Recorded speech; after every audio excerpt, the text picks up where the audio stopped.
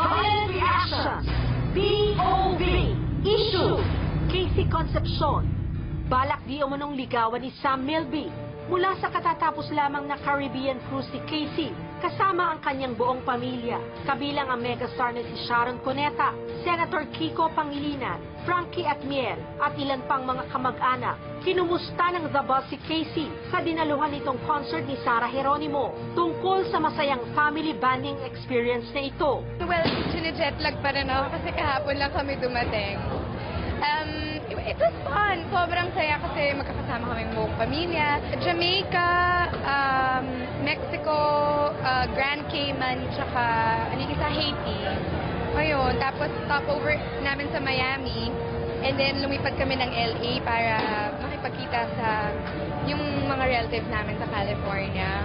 Medyo siya, it was a much needed family vacation. At sa pagbabalik na ito ni Casey mula sa bakasyon, kaagad naman siyang sinalubong ng isang malaking balita. Di umano, nagpahayag si Sam Milby na gusto raw nitong ligawan si Casey matapos ang maugong na paghihiwalay ni Sam at Ann Curtis.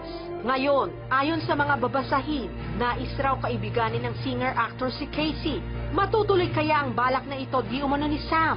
At sakali mang magkatotoo ito, bukas kaya si Casey sa posibilidad na magkamabutihan sila ni Sam Milby? At sa likod ng lahat ng ito, ano kaya ang magiging reaksyon ni Ann Curtis sa issue? Opinions, Violent Reactions.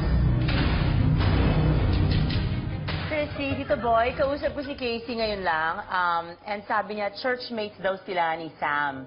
So, siguro wala namang masama kung ligawan ni Sam si Casey kasi they're both single now. Well, timing I is think bad so. though dahil... Not sure, but anyway. No, but the timing is not very good dahil kakahiwalay ka lamang ni Sam at saka ni Ann. So hindi maganda na masingit si Casey dun sa breakup ni Ann at saka ni Sam. Maya-maya lamang mga kaibigan, ay abangan niyo po ang exclusive interview ni Ms. Chris Aquino with Ann Curtis kung saan ay buong pusong ilalahad ni Ann ang kanyang nararamdaman. Would you like to say something? No, I have a follow-up question What? for you. Oh. Ano reaction ni Richard doon? Well, Yeah. but I'll ask him later. Parang ikaw parang wina-welcome mo na merong mga ibang manligaw kay Casey. Ano ibig sabihin Sinabi ko, nun? dapat hindi isingit muna si Casey sa equation ng Ann at saka Sam kasi fresh pa eh. No, but that's... Pangit naman maging parang, parang makisingit pa siya sa kanila. Ayusin muna nila yung problema nila. No, but I think today, dito sa The Buzz, ay sinasabi ni Ann. matutuldukan. Matutuldukan na ito. But we're not okay about it. I think the question of Chris is valid. What about Richard and Casey? Well, I think it's exciting kasi I think... They're all young, no? Yeah, well, they're young.